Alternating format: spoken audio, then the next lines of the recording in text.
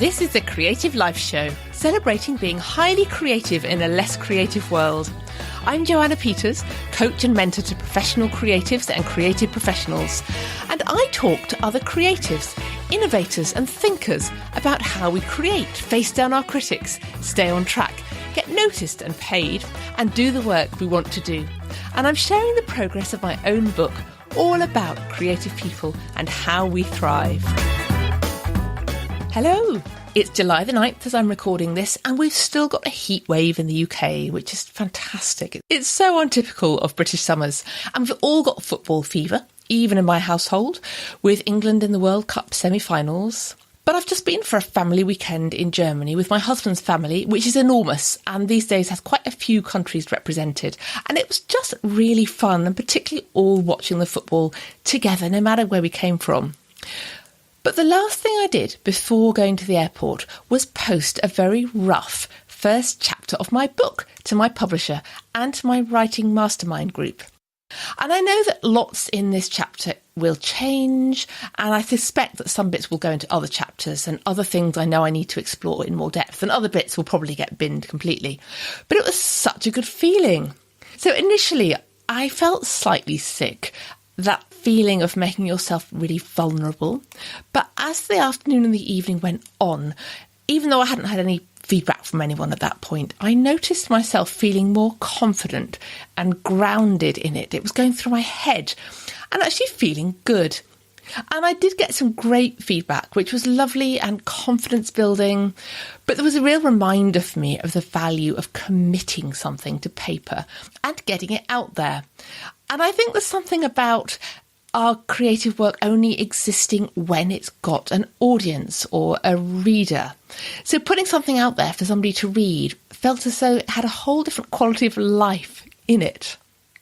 That's a good point to remind you, or tell you about if you're new here. If you're not quite getting the work done that you want to, come over to creativelifeshow.com and download the free Creative Distraction Buster. It's a way of working out what it is that you want to do and the best way of doing it, particularly for creative brains. But today's conversation is really about what it is that forces you out of procrastination or fear or whatever else is holding you back from doing the thing you really want to. So let me introduce you to someone who spent years not admitting to what she really wanted to do, which was write. Here is Sophie Sabbage. Hello, welcome. Today my guest is Sophie Sabbage. Sophie's first book, The Cancer Whisperer, was an instant bestseller when it was first published in 2015, a year after her diagnosis of late-stage incurable cancer. It's been translated into 11 languages, and it put her on a global stage as a writer, speaker and voice for patients.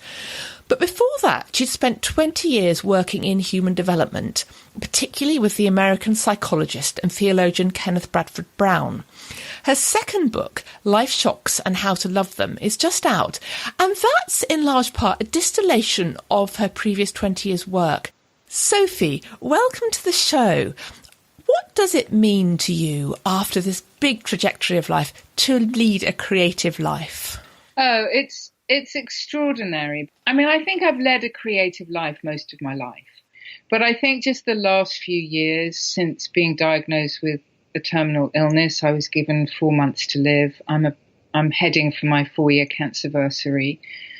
These past few years have been far and away the most creative of my entire life. And to be living that way when I was told my life would be over, I'm just immeasurably grateful. And to be a writer now, which I wanted to be since I was 10, I call it, I think I'm in my dharma, as I say, in my purpose now. And sometimes it takes something as big as cancer to get you there, actually. Something that's very clear in your work is the power of words. And your book is Lifeshocks is so beautifully written. And as I say, it's very clear that words have just been your medium, the way you relate to the world. This is certainly the sense I get. What role do words play in you relating to the world and to your inner being and your creative mind? I feel really tearful just thinking about that, actually. You're so right. I think words are, for me, they're containers full of life. They're living organisms to me. You know, a comma on a page is a breath. You know, we take a breath with a comma. So words to me are, I mean, they're living beings. And they always have been. I mean, when I was a child, I was so lost and unsure of myself and didn't know what to do with all the feelings I was flooded with. And then I would open the pages of a book and they would literally heal me, quite literally heal parts of me, or open doors into, oh, it's not what I think. It's not what they literally, from the age of maybe 7 years old, books healed my life and showed me how life could be lived. And does creating words, does writing books have the same kind of healing process for you? Yeah, very much so. I think my first book, The Cancer Whisperer, I needed to write it. I wanted to give it to patients, but I needed to write it for myself because it was part of me coming to terms with what was happening with me. And when I write, answers come, revelations come that they just come through the pen, and I go, oh, okay, that's what I need to learn here, or that's what, sometimes the books write me more than I write them. Well, in a way, I'm not surprised that you wrote them so quickly, not in the sense that it reads like as though it's been written fast, but it's as though it's been written very, very fluently and very naturally, which can also be the sign people can take months agonising over every word. But I really get the sense of this outpouring of something immensely intuitive. Yes, I mean, I do. I'm to be clear, there were a few chapters I rewrote 4 or 5 times. So I don't want to seem like I have this completely sussed and I don't get blocked at all. And there were 3 or 4 chapters that, I sweated because I knew they weren't right. Ultimately, the chapter that came was the one that came fluidly and the one that fell from my pen. Ultimately, that was the chapter that went in the book. And each chapter, especially of my new book, began with Lifeshocks. In fact, many of the chapters begin with a story of some life shocks I'm getting in real time. Not all of them, but it was like I was given the life shocks I needed to write each chapter. It was quite fascinating. And I've learned to trust those and go, well, if I engage with this, it's going to take me somewhere. And I don't know where it's going to take me, but I'm just going to engage with it and see where I go. And often that's how I got into the next piece. And was somehow the process of discovering perhaps that latent identity as a writer, was that in its own way a life shock? It was a relief more than anything, because it fulfilled such a deep longing for me. And I think what I've realized is that I have found what I'm here to write about.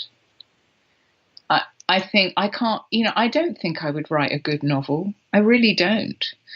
But I have found what is mine to write. And I think when you find what is yours to write, yours to paint, yours to sculpt, yours to just live, then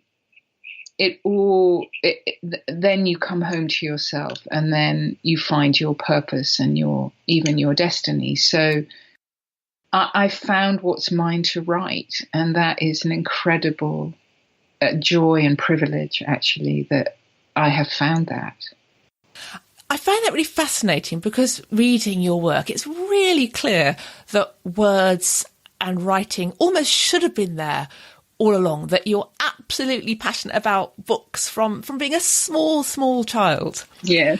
And yet it's quite a long time in your life before it reaches that stage.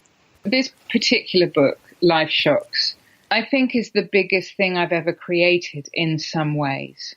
It's taken me a long time once I got down to it, it took me a year to write. But my mentor, Brad, who you mentioned, he was an unsung genius of the 20th century, in my humble opinion. And he mentored me for about 16 years. He was a direct student of people like Viktor Frankl and Alan Watts, some incredible minds of the 20th century. And I promised him I would write this book when he was dying. A lot of it is about the work he created and he taught me. And it's also about what I've evolved that work into. And it's literally taken me 10 years. Was it your initiative to say, I will write this book for you? Or did he ask you? When he was dying, he greatly regretted that he hadn't done it. And he even outlined a book about Lifeshocks. And obviously, I couldn't follow that outline. I can't write it the way he wrote it. That was not mine to do. But I saw how much he regretted it. And I loved this man very, very deeply. He was my spiritual father for as long as I knew him, and really taught me more about living creatively than anyone I've ever known. And very practically, he was also your business partner, wasn't he? You ran a consultancy teaching these principles. We did. We went into large organisations for 20 years, British Airways, Unilever, Tesco, many, many organisations, and taught them how to, in some ways, unleash their creativity. But we would help them work with what are the challenges, what are the limitations, what are the life shocks you're getting from customers in marketplaces, life shocks being things that happen we don't expect and often don't want.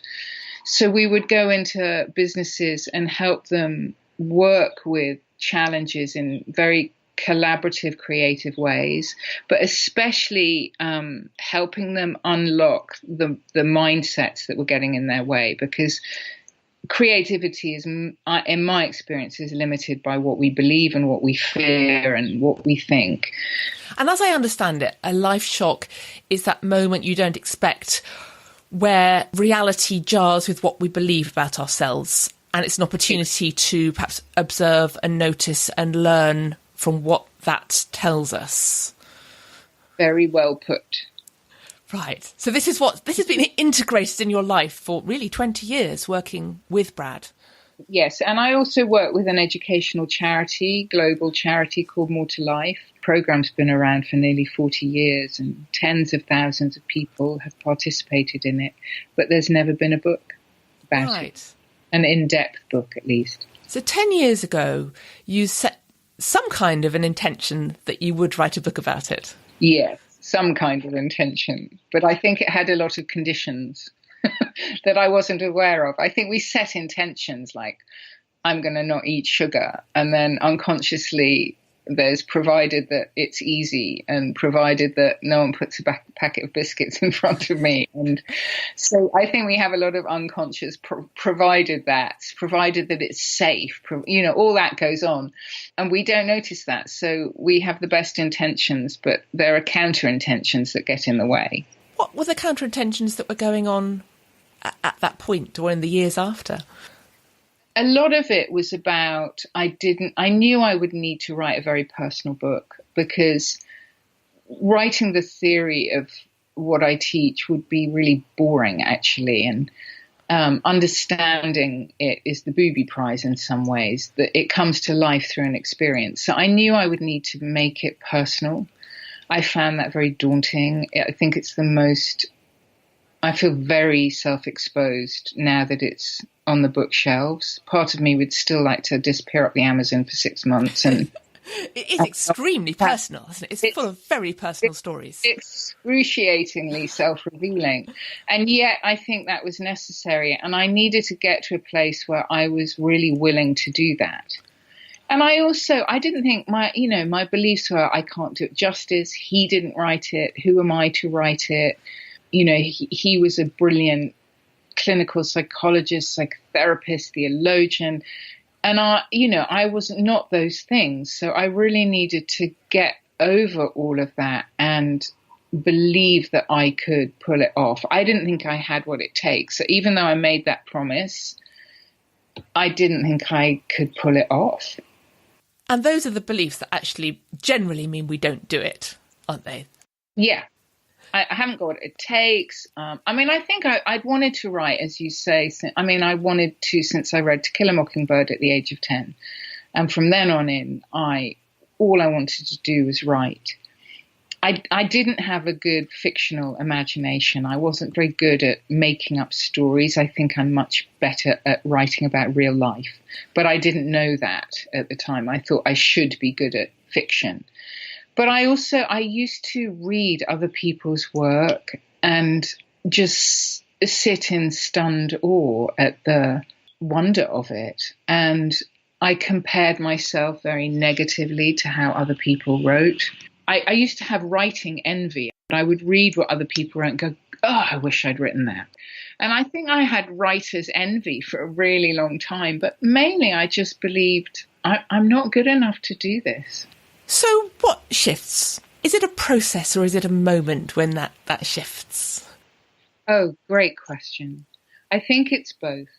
I think, this is my experience, obviously this is my philosophy, but I think all creativity begins with what I call a life shock. All creativity begins with an unexpected event, an unexpected moment, something that challenges us, something that inspires us, something that gets our attention and stirs us up. So I think there's a creation just going on all the time, and our job is to align with what's already being created.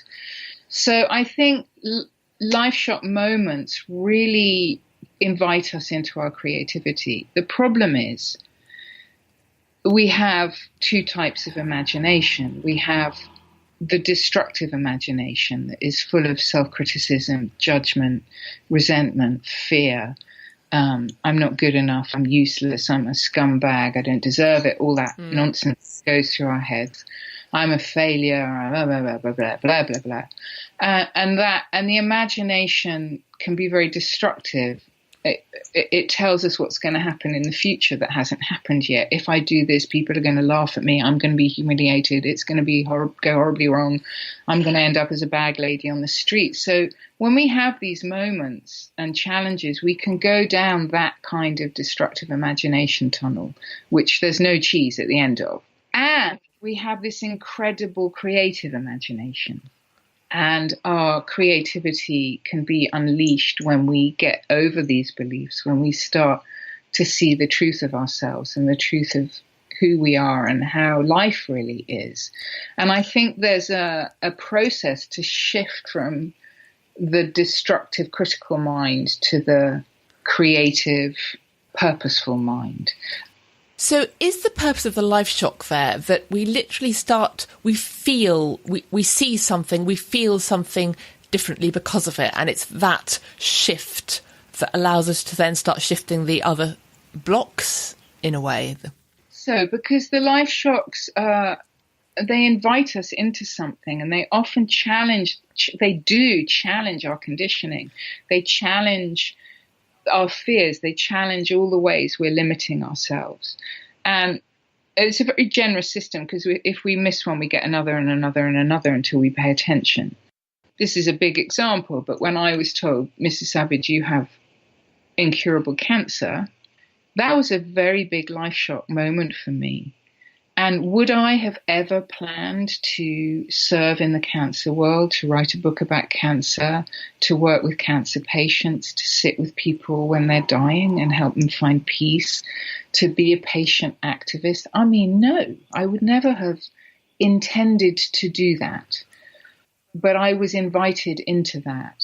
And in a way, the career I've created in the last few years in that sense was a response to something very traumatic.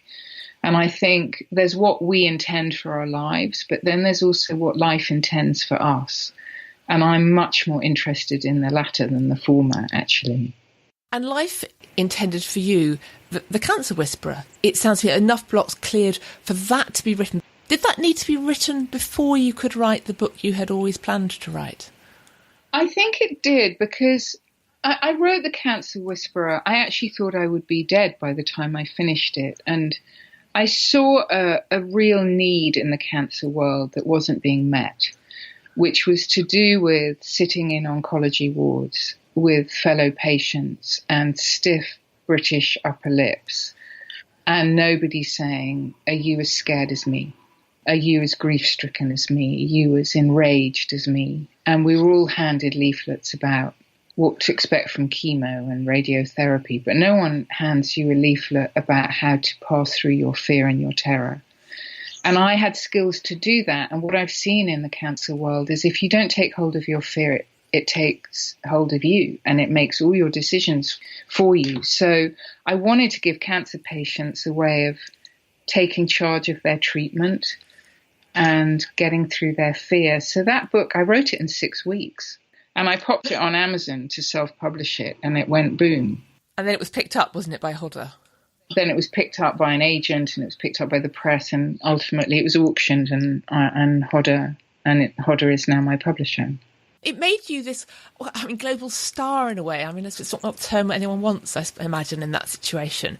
In the cancer world, yes. I'd say I'm a cancer celebrity, and I'm in the UK, certainly, and around the world to some extent. And I'm a high-profile patient activist. I speak for cancer patients a lot.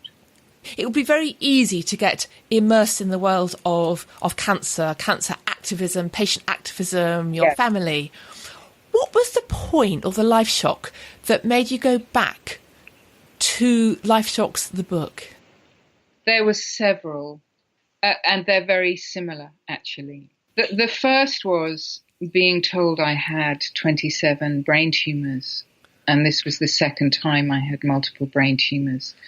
And I start the book, I was lying in the radiation machine for 8 hours.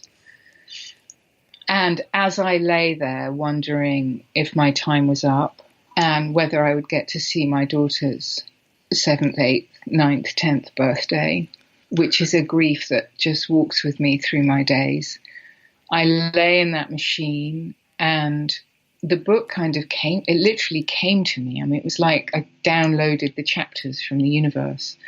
And I realized I didn't need to be who Brad was. I didn't need to do it perfectly. I didn't need to do it justice as I had framed it. I just needed to share how I have engaged with Lifeshocks for 25 years and be willing to put my insides on the outside. And I was so close to the brink at that point that all my concerns about it just fell away and became meaningless. And after that, it began. So that was the first phase of it. And was it a 6-week process of just downloading? No. I started it after that. I wrote the first 3 chapters after that experience, and then I got completely blocked again. I also wanted to go and live my life because my brain was cleared and I wanted to have a life and be with my family and all of this. So there were other things, but they were also procrastinations because when I felt well again, here I was able to excuse myself from the task. Do you know what I mean? I'm like, I'm off the hook for a while. I'm alive. I put it on the shelf probably for 6 months, actually, and procrastinated and resisted it and got into loads of angst about it again. And then what would life give me but another round of multiple brain tumours about 9-10 months later? And these were much more severe. There wasn't an obvious treatment, and I ended up literally losing my balance. I couldn't walk for more than a few yards without help. I could barely turn my head from side to side without throwing up or falling over. And I almost became immobilized. But the one thing I could do was sit in my bed with my computer on my lap and write. And I laughed. I told my husband, I said, I think life's just taken away every opportunity to procrastinate and do something. It's just saying, sit in the damn bed and write the damn book, woman. So I did. And then it came quite fast. It's so interesting because I often hear this myth, creativity has to come from a place of darkness, or possibly creativity has to come from a place of light.